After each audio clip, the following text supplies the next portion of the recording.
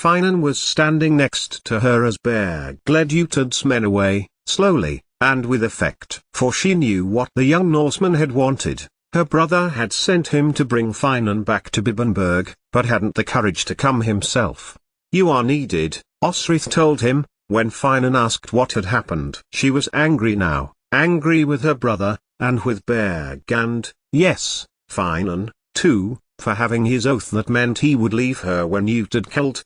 "What's her name?" Osrith asked, as Finan made to soothe her. She instantly saw the pain in his eyes, and hated herself for not caring. "Osrith, ye know?" He shook his head. "There is no name of anyone you are imagining." "I know a name." "Her name was Edith," she told Finan. "Although she is dead."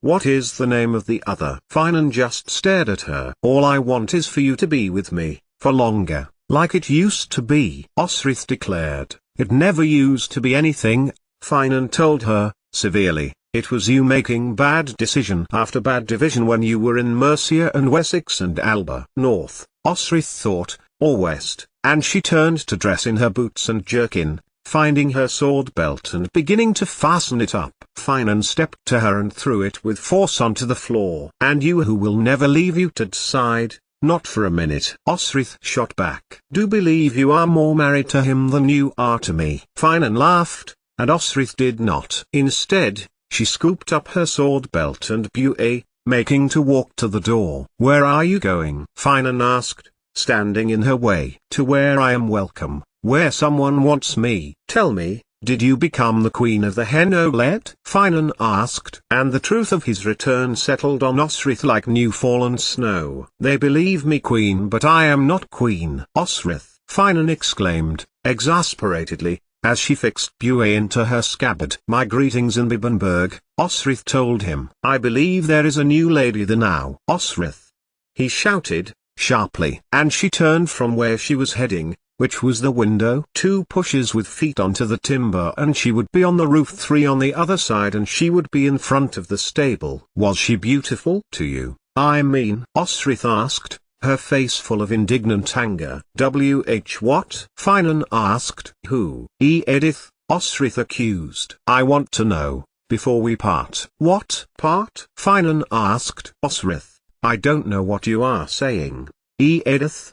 She pushed. He said nothing, did nothing, and Osrith weakened. He was the man she loved above all other. "You are deeply honored, this is beyond honor," Finan told her. "To be queen of the oldest peoples in the island of Britain. You were not here to see it, you are never here to see anything." "I wish," and she could not say it, could not say that she wished him by her side more than he was. And she was gone, and out over the roof, and down before the stable within minutes. "Give," Osrith demanded of Bean, who handed his mistress the cloth he was cleaning the bridles with. "No," she told him, with more patience than she had with Finan, and he handed her the bridle. The brown horse was the one she trusted most. The mare was reliable and did not do naughty things, like run her leg into walls and hedges like the bigger colts did. But before she could mount, Finan had reached her, stepping past Bean, who then chose to leave and tell Kaltigar what was happening. But he was too slow. Osrith was on her horse with a speed that would have impressed Finoli,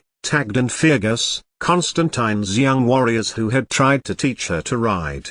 "My lady," Kaltigar called, as she rode at speed out of the stable. North was easier, for she could follow the coast road. Any of us in the mountains to the west would simply slow her. But Finan had caught her up before the two-eyed and put his white horse in front of her path. Osrith felt the anger surge in her. How dare he prevent her from leaving? She put her hand to buet. But Finan crossed to her and gripped her tightly by the wrists, his manner urgent, his voice desperate. "If you do not go north, I will not go south," Finan told her. And he lifted her up onto his own white horse, tethering her mare to his own, and whispered in her ear, "My queen."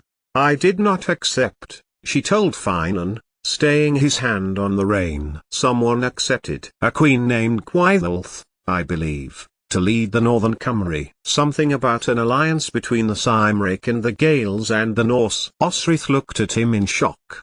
"Did young Finan tell you?" "Our son?" Finan asked. "Why would Dash? He was there, when Edra married Anlaf. Was he now? Utad told me he was on a mission, with his.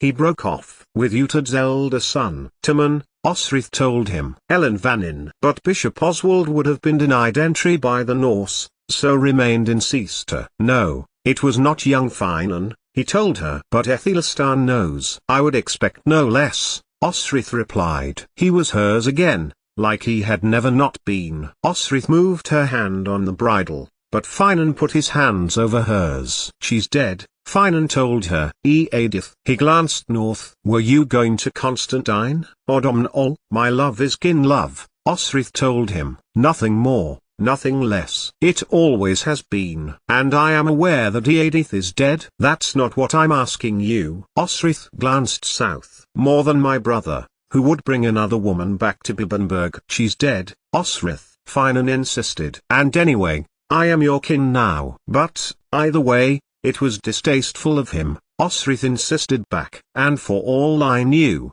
you had left me. There was a long silence between them. And then he kissed her, in the same way that he always did, and in the same way it always did. His lips, his hands, his body turned her on. Tell me no more, Finan said to her, putting a hand round her, and with the other, the rain. Tell me no more, Osrith, ask me no more, and come away home with me, to Beric.